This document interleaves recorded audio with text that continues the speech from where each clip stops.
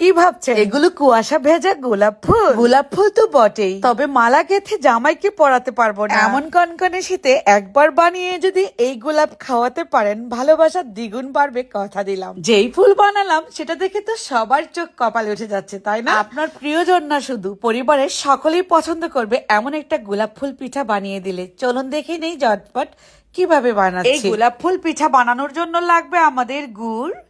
আমি এখানে পাটালি খেজুর গুড় নিয়ে নিচ্ছি, আর 1.5 কাপ পরিমাণ পানি গরম বসিয়ে দিয়েছিলাম। পাটালি গুড়টাকে এভাবে কুড়িয়ে নিয়ে নিচ্ছি। পাটালি গুড় যখন খুব ভালোভাবে টকবক করে পানির সঙ্গে মিশে ফুটে উঠবে, এই পর্যায়ে দিয়ে দিচ্ছি ড্রাই কোকোনাটের গুঁড়া, সামান্য 1 চিমটি লবণ, 1.5 কাপ দিয়ে দিচ্ছি আতপ চালের গুঁড়া। এই গুঁড়াটা শুকনা গুঁড়া। তো খুব ভালোভাবে কাই তৈরি করে নিলাম, সেদ্ধ কাই। এভাবে করে গরম গরম অবস্থায় মথে নিব। এর মধ্যে কিছুটা পরিমাণ আবারও শুকনো নারিকেলের গুঁড়া দিব। দেখতে ভালো লাগবে, মনে হবে যে কুয়াশা ভেজা আপনি গোলাপ ফুলই বানিয়েছেন। এর জন্য এভাবে করে নারিকেলের গুঁড়াটা দিয়ে মথে নিতে হবে হালকা করে।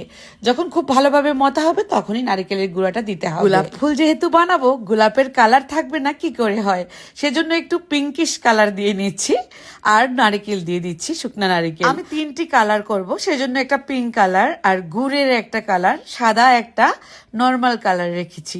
এবার আমি পাটালি গুড় এভাবে করে ছেঁচে সামান্য পানি ফুটিয়ে নিয়ে এর মধ্যে ড্রাই কোকোনাটের গুঁড়া দিয়ে দিচ্ছি। আমাদের কাছে 3 ধরনের গুড় আছে, আর আছে ড্রাই নারিকেলের গুঁড়া। আরো অন্যান্য প্রোডাক্টগুলো নিতে চাইলে উপরে নাম্বার দিয়ে দিচ্ছি, কল করে অর্ডার করে ফেলবেন, পৌঁছে দিব আপনাদের বাসায়।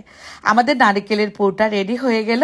এবার আমি এক এক করে এভাবে করে গোল গোল করে নিব, তারপর একটু চ্যাপটা থালির মতো করে যে পুরটা রেডি করেছিলাম এভাবে গোল গোল নাড়ুর মতো করে গোল করে নিব। এর ভেতরে বসিয়ে দিব থালির ভিতরে, তারপর মুখটাকে সিল করে দিব। এই তো হয়ে গেল একটা গোল রাউন্ড শেপ। এটা দিয়ে গোলাপ ফুল তৈরি করব। সেম প্রসেসে আরও একটা পিঙ্ক কালার করে দেখাচ্ছি। 3টা আইটেমকে আমি গোলাপ ফুল তৈরি করব। এত সহজ, শোন লাগবে শুধু একটা। এভাবে করে শোন দিয়ে আপনারা খেয়াল করলেই বুঝবেন, একটা করে পাপড়ি উঠাবেন। আমি যেভাবে করে নিচ্ছি, জাস্ট একটু চ্যাপটা করে দিলেই হবে আলতু হাতে। পাপড়িগুলো ঘুরিয়ে ঘুরিয়ে উঠিয়ে নিলেই কিন্তু গোলাপের ডিজাইনটা হয়ে যাবে।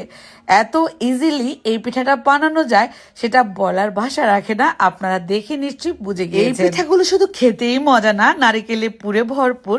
এটা কিন্তু দেখতে দারুণ লাগে। আপনার নতুন আত্মীয় যদি বাসায় আসে, এই একটা পিঠা প্লেট রাখতে পারেন আপনারা, সাজিয়ে রাখার জন্য, দেখতে সুন্দর লাগার জন্য।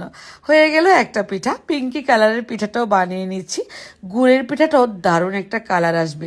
সবগুলো পিঠা সেম প্রসেসে বানাবো। মনে হচ্ছে না সদ্য বাগান থেকে গোলাপ পেড়ে নিয়ে আসলাম। এখন পানির ভাপে একটা ছাঁকনির মধ্যে আমি অল্প অল্প করে দিয়ে ভাপ দিয়ে নিব। 2বারেই হয়ে যাবে। ঢাকনা দিয়ে ঢেকে দিয়েছিলাম, প্রায় 7-8 মিনিটের মধ্যেই কিন্তু আমাদের এগুলো ভাপে হয়ে গিয়েছে। পানির ভাপে তৈরি হবে সদ্য বাগানে ফোটা গোলাপ ফুল, তাই না? এত সুন্দর, মনে হচ্ছে যে সবগুলো মালা গেঁথে জামাইয়ের গলায় পরায়ে দেই। তবে না পরিয়ে খাইয়ে দিবেন, দেখবেন যে এই শীতে ভালোবাসা বেড়ে যাবে। তো আমি একটা ভেঙে দেখাচ্ছি আপনাদেরকে, কতটা তুলতুলে নরম আমি একটু দেখাচ্ছি। আর পাপড়িগুলো একদম ভাঙবে না, ছিঁড়বে না, আর ভেতরে পুরে ভরপুর। খেতে মজাই মজা। ভালো লাগলে রেসিপিটি শেয়ার করবেন। সবাই ভালো থাকবেন। আজ বিদায়, আল্লাহ হাফেজ।